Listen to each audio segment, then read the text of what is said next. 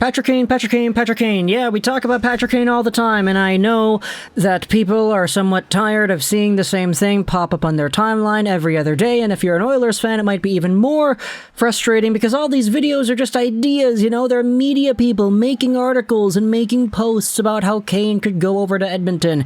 And we make a video about it every single time because, every time there's a new idea, I kind of want to go over it because...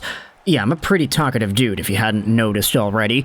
But let's go over a new piece published on, what in the world is this website? OilersNation.com by Jason Gregor, talking about whether or not a Patrick Kane trade to Edmonton could work. This was from 4 days ago on August 19th, and what I really wanted to focus on in this specific piece was not the idea of Kane going to Edmonton. We've made a ton of videos going over Kane. He's a good player. Edmonton is a good team. If they really wanted to get some more forward help because you're already stacked up on front and you wanted to really just cement it home that you had the best forward core in the NHL, then okay, get Patrick Kane, have him play with McDavid, have him play with Draisaitl, etc., etc.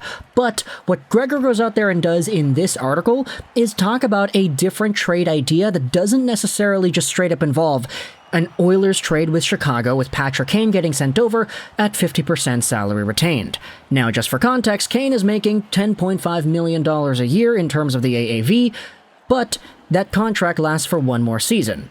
This final year, he actually is only owed $2.9 million in actual salary. The cap hit is 10.5, but the actual money is not that much. This is why Gregor goes out there and says this. Kane's contract is actually very easy to trade for a few reasons. He's got a $10.5 million AAV, but he's only owed $2.9 in salary. Chicago already paid his $4 million signing bonus in July. Edmonton can't take on the full $5.25 million at 50% retained. I would expect Chicago to retain 50% in any deal involving Kane. They have loads of cap space right now with him on the roster, so retaining shouldn't be an issue. Edmonton would need a third team involved, and the Arizona Coyotes are always willing to take on money for draft picks.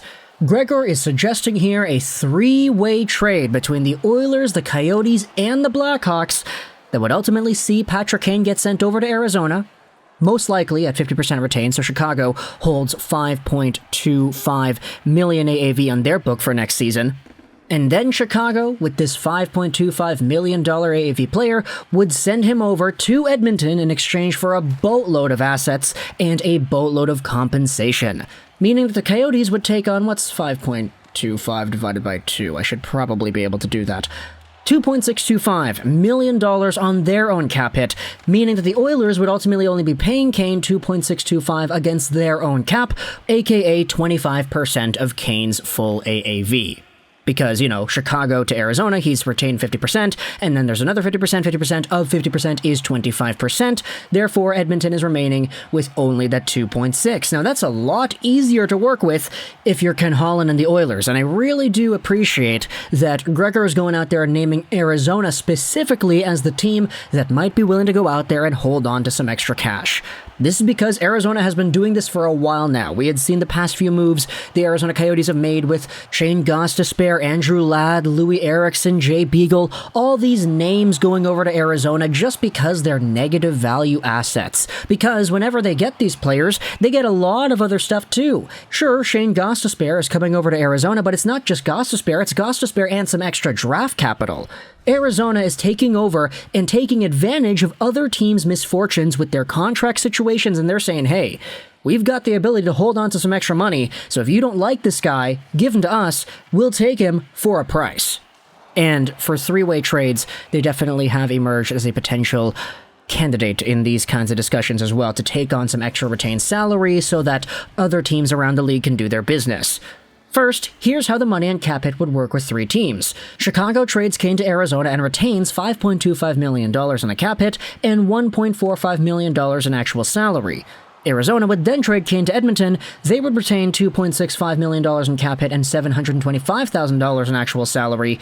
Edmonton would have Kane on their cap with a $2.65 cap hit and only owe him $725,000 in actual money.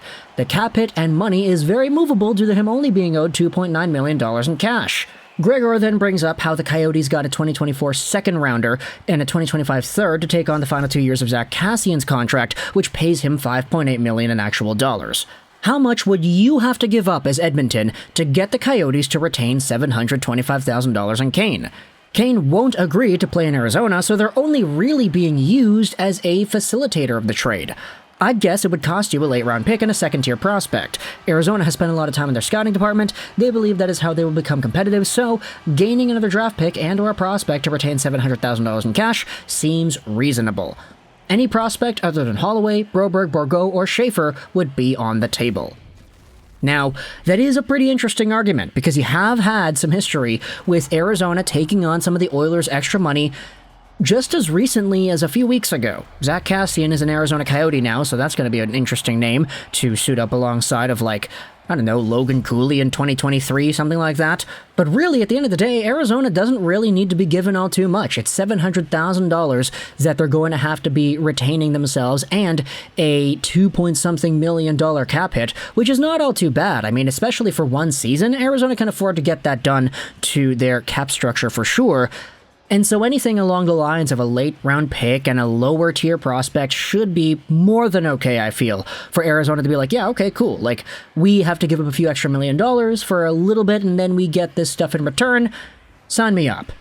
It is kind of interesting, though, how it is noted that Kane would not want to play in Arizona, because of course he wouldn't. Like, this guy's a 90-point player still, and he's gonna get traded likely to a team that is in the midst of a playoff race and probably a good enough team to be a top 3 team in their division, and Arizona is just not gonna be that. And, like, do you think Patrick Kane is gonna appreciate going from the United Center in Chicago over to the Arizona State University Arena?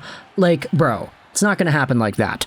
And in order for a trade to go down where Arizona takes on a part of Patrick Kane's salary, it has to be a 3-way trade, because you're not going to have Kane accepting any sort of move to Arizona in and of itself without saying, hey, you're going to trade me elsewhere after, right? Like, you're only going to take me on because of the contract, right?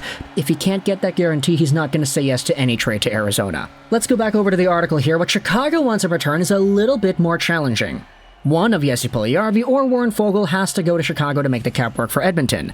Then it's a matter of what are their costs. Chicago traded 24-year-old DeBrincat to Ottawa for a first and a second rounder in 2022 and a third in 2024, so I have to believe a first-round pick should be involved here. Teams are hesitant to trade 2023 first-rounders because of that guy Connor Bedard. Yeah, go figure. So maybe Edmonton could convince the Blackhawks for it to be a 2024 first. The difference between Kane and DeBrincat is that Kane controls where he goes, and that could impact the return. Would a first, a second, and Puljujarvi be enough? Too much, considering Kane is unlikely to resign? Every trade is different. If Kane says he wants out, Chicago likely obliges, and the return might be less than one would expect. And so this is a really interesting idea too, a first, a second, and Puljujarvi over to Arizona, or excuse me, not to Arizona, over to Chicago, plus a later round pick and a lower tier prospect to Arizona in order to get Patrick Kane at $2.65 million on your cap and a few $100,000 in actual salary. Is that worth it? Puljujarvi is only signed on for 1 year, so that in and of itself brings his value a little bit down. The first round pick is something you're probably going to have to depart with, because of course you are. A second round pick thrown in there, plus a later round pick, plus another prospect. It is a little steep in my opinion.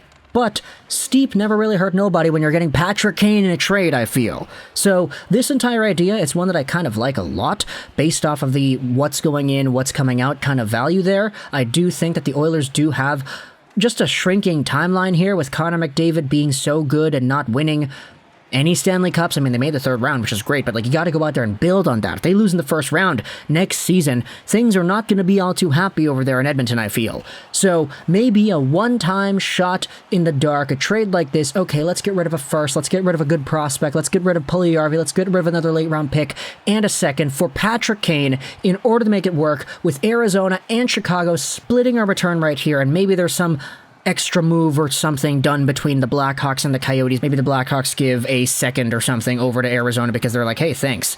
Something like that, I don't know. Maybe that's what goes down. Who really knows? You can talk to me in the comments your thoughts about the idea of this Patrick Kane 3-way trade over to the Arizona Coyotes and eventually the Edmonton Oilers. What do you think about this? Do you want it to get done if you're an Arizona fan? How do you feel about your team being used as the facilitator of a trade? If you're a Chicago fan, what do you think about Puljujarvi? A first, a second coming back for Patrick Kane, plus maybe some extra stuff from Arizona, who really knows? And if you're an Oilers fan, what do you think about getting rid of all that stuff to get 1 season of Patrick Kane on a dirt cheap deal? Let me know your thoughts in the comment section below. I hope you enjoyed this video. Juraj 99, and bye.